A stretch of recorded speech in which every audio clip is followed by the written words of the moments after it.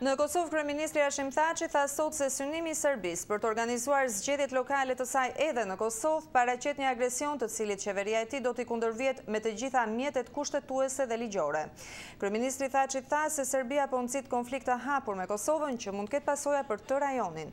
Autoritetet serbe thanë dje se zgjedhjet e caktuara për datën 6 maj të këtij viti mund të mbahen edhe në Kosovë, megjithë thirrjet edhe të diplomacisë perëndimore për të mos i mbajtur. Nga Prishtina njofton korrespondenti ynë Leonard Shehu. Kryeministri i Kosovës Hashim Thaçi tha sot se paralajmërimi i Serbisë për mbajtjen e zgjedhjeve lokale edhe në Kosovë është nxitje e konfliktit të hapur me pasoja për gjithë rajonin. Në mbledhjen e sotme të qeverisë ai tha se ky synim paraqet një agresion të Serbisë dhe Kosova do t'i kundërvihet me të gjitha mjetet kushtetuese e ligjore. Dje autoritetet serbe shpallën 6 majin ditë të zgjedhjeve parlamentare e lokale me synimin që ato të mbahen edhe në disa komuna të Kosovës. Kryeministri Thaçi tha se një veprim i tillë mund të ketë pasoja edhe për rajonin. Serbia definitivisht me këtë pretendim është duke provokuar një konflikt të hapur me shtetin e Kosovës që mund të ketë pasoja për gjithë rajonin dhe gjitha angazhimet ndërkombëtare në rajon, edhe të Shtetit Bashkuar të Amerikës, edhe të NATO-s, edhe të Bashkimit Evropian. Dhe në përgjigje të këtij pretendimi, ne do të përdorim gjithë forcën tonë kushtetuese dhe ligjore. Kryeministri Thaçi tha se qeveria e tij respekton parimin e dyshtetësisë për të gjithë qytetarët e Kosovës, por të vetme zgjedhje lokale në territorin e Kosovës do të organizohen nga institucionet e saj dhe nga asnjë vend fqin.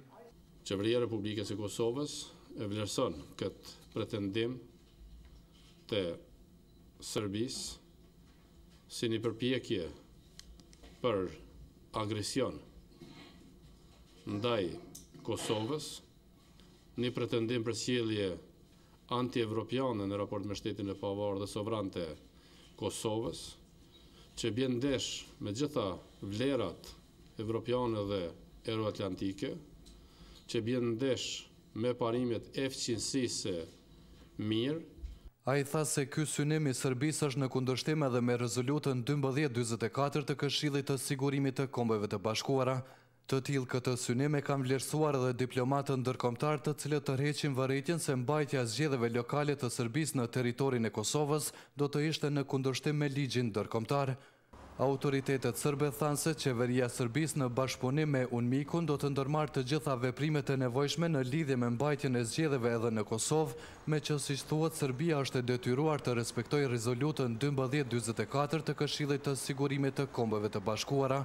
Zyrtarët e UNMIK-ut nuk kanë komentuar këto qëndrime, me që siç thanë nuk janë kontaktuar nga autoritetet e Serbisë për të diskutuar këtë çështje.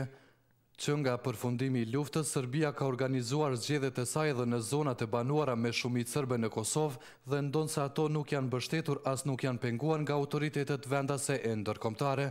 Por kësaj radhe thuhet se Serbia duhet të sillet në pajtim me statusin e saj si vend kandidat për antarësim në Bashkimin Evropian.